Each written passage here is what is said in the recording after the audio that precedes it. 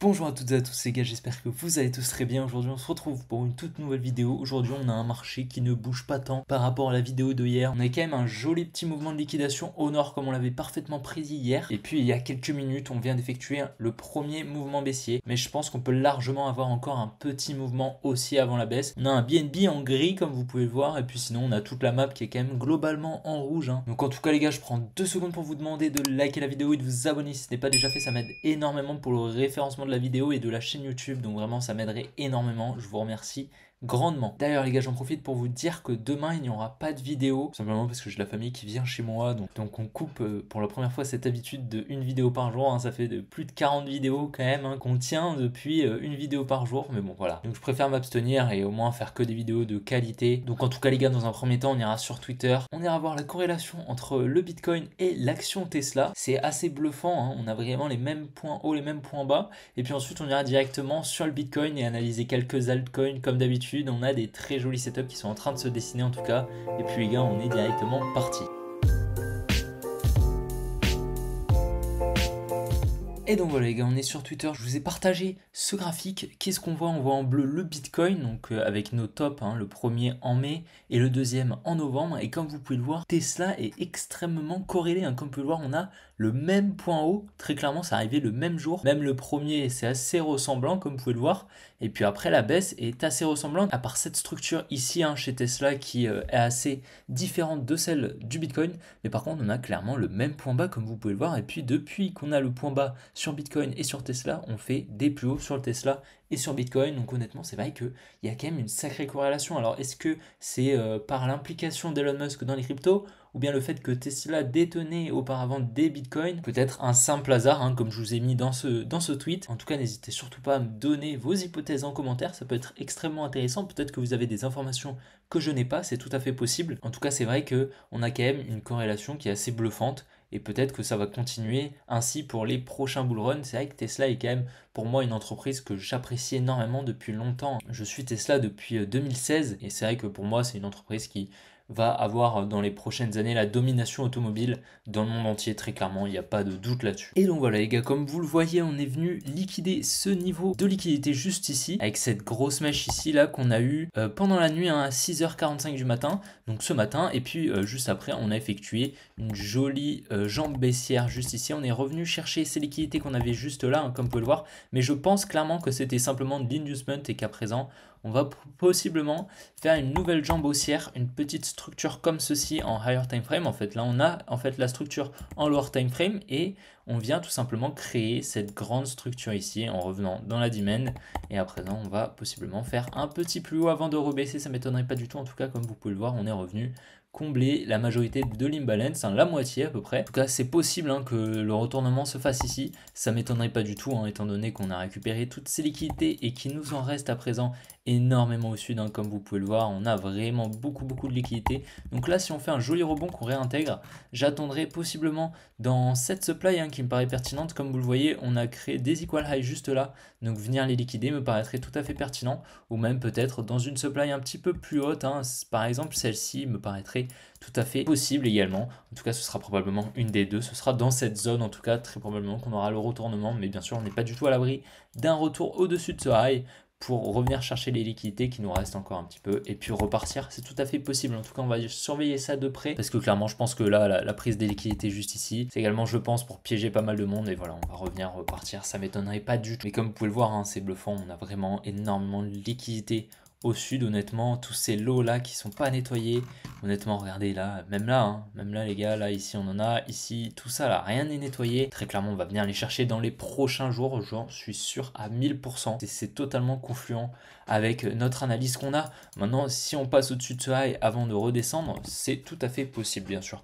Mais voilà, à court terme, un truc comme ça c'est possible. Je privilégie quand même un petit rebond dans une de ces supplies pour redescendre et ensuite entamer notre grosse baisse. En tout cas, je vais essayer de prendre un gros short ici. J'aimerais vraiment prendre un joli short, rebaisser et alors tous les profits qui me permettraient de reprendre un long plus bas dans l'accumulation fractale qu'on aura probablement pour entamer le bull run, voilà, autour des 20-21 000 dollars, et à ce moment-là prendre un énorme long qui me permettrait peut-être d'atteindre le million, peut-être sur un long, sur un seul trade, ce serait incroyable.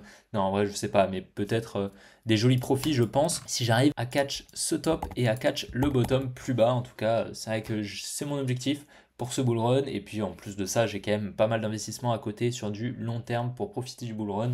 Et c'est ce que je vous conseille de faire, hein. Si vous tradez quand même les cryptos à côté, je vous conseille de réserver un petit capital pour le trading, puis la majorité pour l'investissement plus long terme. Moi, c'est ce que je fais. Donc voilà, hein, les gars, si on regarde un petit peu les liquidations sur le Bitcoin, on voit très clairement qu'on est venu chercher donc l'inducement que je vous ai parlé tout à l'heure.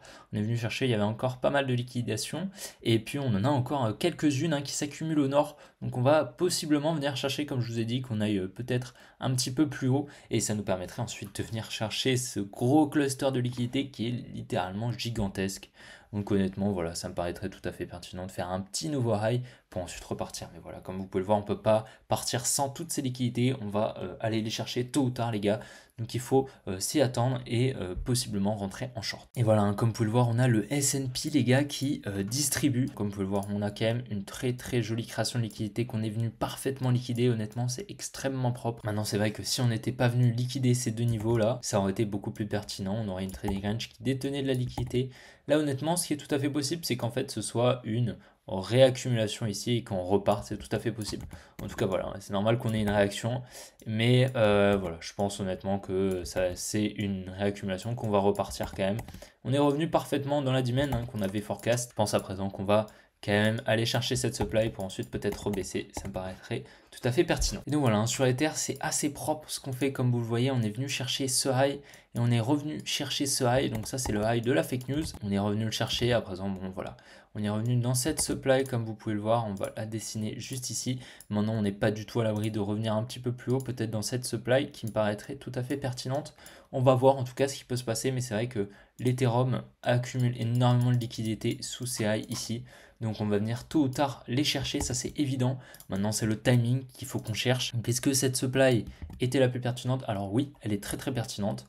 Donc c'est tout à fait possible qu'on ait un petit rebond pour repartir. Ça ne m'étonnerait pas du tout. Maintenant, un petit rebond jusqu'à là est tout à fait possible également. Il faut prendre en compte ces deux scénarios. Je pense qu'on peut largement entamer la baisse à partir de maintenant. Ça ne m'étonnerait pas du tout. Et donc voilà, comme vous pouvez le voir, on a le Chainlink qui vient de liquider ces equal highs juste ici. Mais voilà, je pense que la liquidation est trop faible, honnêtement. Je pense que c'est une petite liquidation, petite réaction, et puis qu'on va revenir peut-être plus haut, juste ici. Hein, juste... Voilà, je pense que cette supply me paraîtrait tout à fait possible maintenant. Voilà, hein, comme vous pouvez le voir, on a quand même des liquidités à venir chercher juste ici. Donc cette supply me paraît quand même la plus pertinente, comme je vous ai dit hier. Donc on va voir en tout cas ce qui peut se préparer sur le Chainlink. Mais c'est vrai qu'on a quand même pas mal de liquidités. Comme vous pouvez le voir, on a créé des equal lows juste ici. Donc voilà, on va venir les chercher tôt ou tard, ça c'est évident. On a quand même beaucoup de liquidités au sud, hein, sur toutes les cryptos. Donc voilà, on va venir les chercher tôt ou tard. Ça, il faut qu'on s'y attende.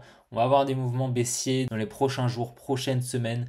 Voilà, en tout cas, il faut le voir d'un bon oeil. Il faut se dire que voilà, on va avoir des opportunités incroyables durant la fin de l'année. Donc sur le Naka, les gars, c'est magnifique honnêtement ce qu'on est en train de créer. On a une magnifique trading range honnêtement et une création de liquidité qui est littéralement magnifique. Honnêtement, on a un très très joli range comme ça. J'adore quand ça se passe comme ça. Honnêtement, voilà, si on vient liquider au nord, ça me paraîtrait tout à fait possible, hein, qu'on vienne faire des plus bas. Et honnêtement, on a quand même une très jolie supply par ici.